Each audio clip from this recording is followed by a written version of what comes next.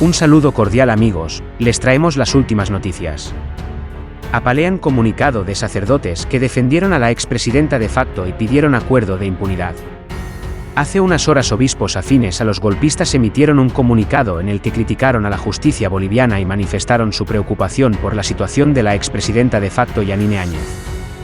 Los clérigos calificaron de, entre comillas, deplorable la situación de la exmandataria golpista. Los obispos del país emitieron un comunicado en el que expresan su preocupación por la falta de piedad en el trato que recibe la expresidenta Yanine Áñez y la manipulación de la justicia, que a su juicio pasó a convertirse en una herramienta de revancha en manos de los que tienen el poder. Sobre la situación que vive la expresidenta, detenida preventivamente casi 6 meses en la cárcel de Miraflores, el clero observa la evidente conculcación de su derecho a defenderse en libertad y al debido proceso, además del trato falto de piedad recibido frente al deterioro de su salud física y mental. No se puede seguir ignorando los derechos fundamentales reconocidos por nuestra Constitución y pasar por alto el principio de presunción de inocencia, menos aún usarlo arbitrariamente, sostiene los prelados. Agregaron que es de conocimiento público el desconocimiento del conjunto de derechos y libertades en democracia, propio de un Estado de Derecho por parte del sistema de justicia, que ha pasado a ser una herramienta de revancha en manos de los que detentan el poder, y desconocimiento de independencia de poder, dañando gravemente la democracia y causando indefensión y sufrimiento en tantos ciudadanos.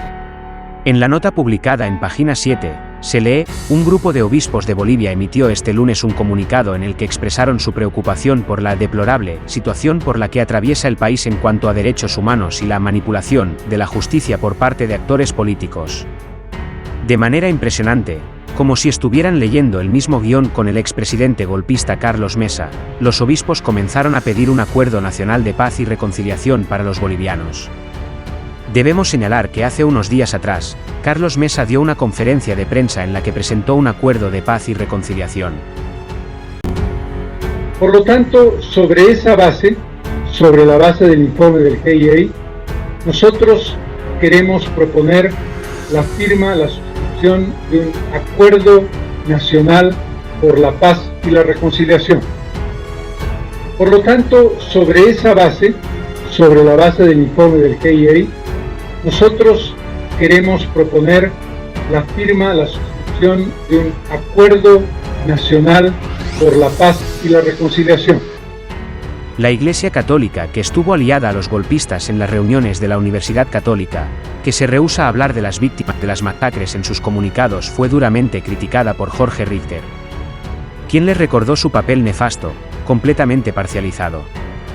Les recordó los hallazgos del informe del Grupo Internacional de Expertos de las graves vulneraciones a los derechos humanos, los cuales ellos callan cobardemente y solo se limitan a hablar de Áñez, como si las víctimas de su régimen sanguinario no existieran. Richter habló también de Áñez y la victimización que los medios realizan de ella. Escuchemos sus declaraciones. Iglesia Católica y este comunicado que está circulando, ¿qué primera impresión le produce a usted o opinión? Adelante, por favor.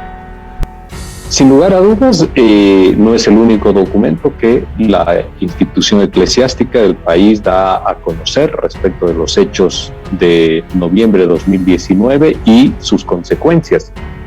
En esa perspectiva, lo hemos señalado antes, no es algo nuevo, que hemos observado el desequilibrio y la subjetividad con la cual se refiere la Iglesia Católica en lo que es su alta jerarquía, fundamentalmente, no toda la Iglesia, la alta jerarquía, y estas manifestaciones de preocupación expresas por la señora Áñez, ausentes en lo que hace a la gente que falleció o que murió, y aquellos que fueron asesinados en Sencata, en Sacaba, y aquellos eventos de tortura, y lo que hemos conocido con el informe del GIEI, que también hace una expresa referencia a mecanismos de tortura que se han utilizado en nuestro país, como es el uso de choques eléctricos, bolsas de plástico en las cabezas de las personas para que tengan sensación de asfixia, el desequilibrio y la subjetividad con la cual se refiere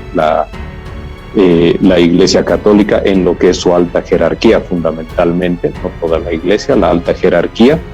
Y estas manifestaciones de preocupación expresas por la señora Áñez, ausentes en lo que hace a la gente que falleció o que murió, y aquellos que fueron asesinados en Sencata, en Sacaba, y aquellos eventos de tortura, y lo que hemos conocido con el informe del GIEI, que también hace una expresa referencia a mecanismos de tortura que se han utilizado en nuestro país, como es el uso de choques eléctricos, bolsas de plástico en las cabezas de las personas para que tengan sensación de asfixia, vejaciones de índole sexual, etcétera. Sobre esto no hay una manifestación clara, puntual, que muestre la indignación de la Iglesia, y en ese sentido vemos la misma lógica de los otros pronunciados que han tenido una apreciación fuertemente subjetiva y desequilibrada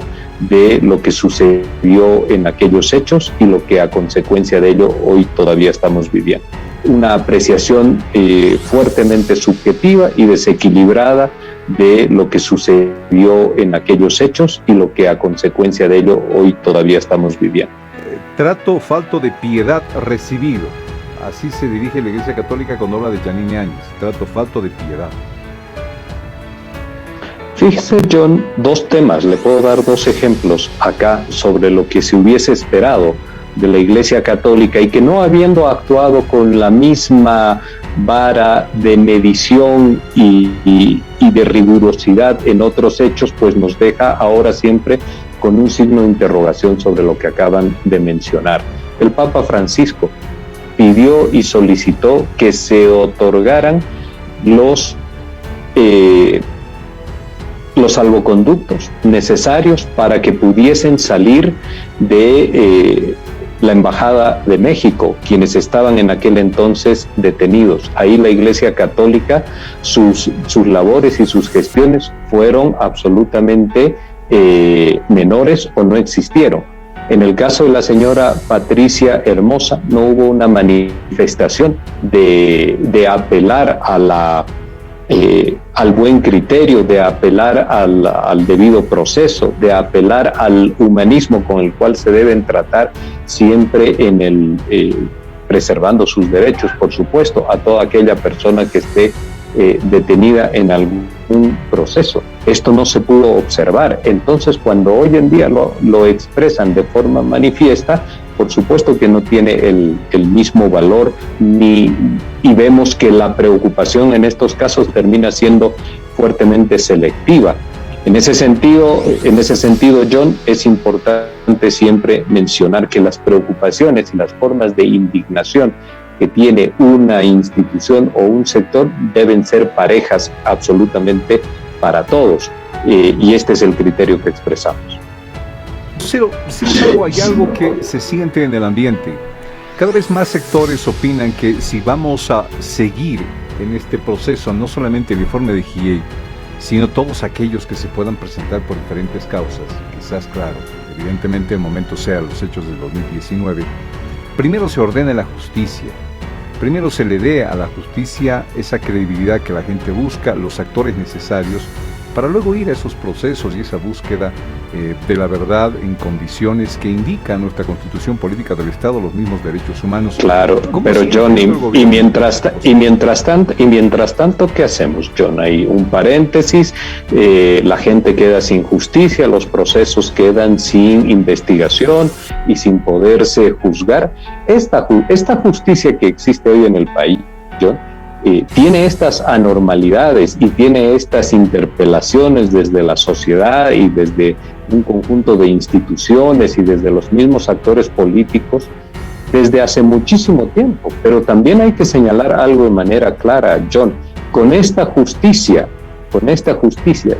sin que hayan existido indignaciones de parte de instituciones, medios de comunicación, sociedad organizada, etcétera, se llevó adelante más de 1,000 detenciones en el país, más de 1,000 detenciones en Bolivia, John, absolutamente arbitrarias, como dice el informe del GIEI.